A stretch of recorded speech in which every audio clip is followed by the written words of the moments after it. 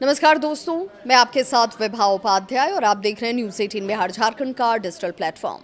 नेपाल इस समय गंभीर सांप्रदायिक तनाव का सामना कर रहा है। सुनसुरी जो ज़िला है उसके एक छोटे से विवाद ने अब बड़े हिंसक रूप को धारण कर लिया है। कई जिलों में कर्फ्यू लगा दिए गए हैं। नेपाल पुलिस, एपीएफ और नेपाली सेना को हाई अलर्ट पर रखा गया है, जबकि सड़क और रेल यातायात इस वक्त प्रभावित नजर आते हैं।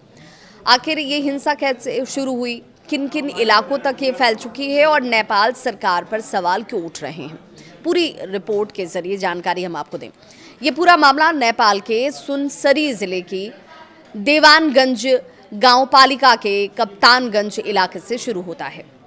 रिपोर्ट के मुताबिक दो समुदायों के धार्मिक कार्यक्रमों के दौरान विवाद शुरू हुआ।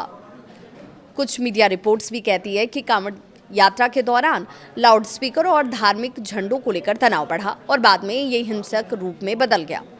स्थिति बिगड़ने पर पुलिस ने भीड़ को नियंत्रित करने के लिए बल प्रयोग किया और गोलीबारी की घटनाएं भी सामने आई। इसके बाद हिंसा जो है वो सुनसरी से निकलकर मध्य प्रदेश के सिरहा, धनुषा, परसा और सप्तरी सहित कई जिलों तक फैल गई। कई स्थानों पर आगजनी होती है, तोड़फोड़ होती है, पथराव और लूटपाट की घटनाओं की भी खबरें सामने आ गई। हालात को देखते हुए नेपाल पुलिस, सशस्त्र पुलिस बल जिसे एपीएफ के नाम से आप जानते हैं, और नेपाली सेना को हाई अलर्ट पर रख दिया गया। संवेदनशील इलाकों में लगातार फ्लैग मार्च और गश्त की जा रही है। अभी ये स्थिति बनी हुई है। सिरहा के गोल बाजार, लहान और सिरहा बाजार के साथ धनुषा के जन कपूरधाम और परसा के वीरगंज और सप्तरी के राज विराज तथा बोदे बरसाइन की बात करें, कई ऐसे इलाके हैं जहां पर इस वक्त कर्फ्यू लागू है। लोगों की आवाजाही पर इस वक्त पाबंदी लगी हुई है और प्रशासन ने नागरिकों से घरों में रहने की अपील की है। इस हिंसा में कई लोगों के घायल होने की भी खबर है। विभिन्न रिपोर्ट्स में ये कहा गया कि मृतकों की संख्या अलग अलग हो सकती है। कुछ रिपोर्ट जो कहती हैं वो कहती हैं कि कम से कम जो जानकारी इस वक्त सामने आ रही है उस अनुरूप में एक शख्स की मौत हुई है, जबकि अन्य कई रिपोर्ट्स ऐसे कहते हैं कि कई लोग इसके दौरान उनको लेकर जान माल का नुकसान उठाना पड़ा है।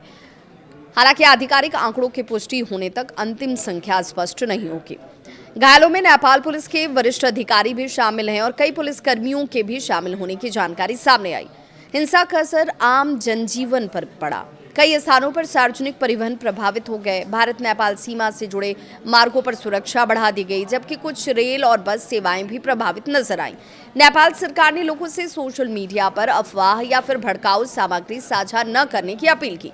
प्रशासन ने कहा कि किसी भी संदिग्ध गतिविधि की तुरंत सूचना सुरक्षा एजेंसियों को दी जाए। दूसरी ओर विपक्ष और कुछ मानवाधिकार कार्यकर्ताओं ने सरकार की शुरुआती प्रतिक्रिया पर सवाल खड़े किए। उनका आरोप है कि समय रहते राजनीतिक और प्रशासनिक हस्तक्षेप नहीं होने की वजह से हालात बिगड़े। सरकार का ये कहना कि स्थिति पर लगातार नजर रखी जा रही है और कानून व्यवस्था पूरी तरह सामान्य होने तक अतिरिक्त सुरक्षा व्यवस्था जारी रहेगी। फिलहाल नेपाल के कई संवेदनशील इलाकों में तनाव बना हुआ है। प्रशासन हालात को देख रही है, समझ रही है और लोगों से शांति बनाए रखने की अपील भी लगातार हो रही है। इस पूरे मामले में आधिकारिक आंकड़े और जानकारी समय के साथ साथ बदल सकते हैं, इसीलिए विश्वसनीय सरकारी स्रोतों और स्थापित समाचार को लेकर ही आप इससे कोई जुड़ी हुई अपडेट रखें अपने पास। अगर आपको ये वीडियो जानकारीपूर्ण लगती है तो वीडियो को ज़रूर लाइक करें।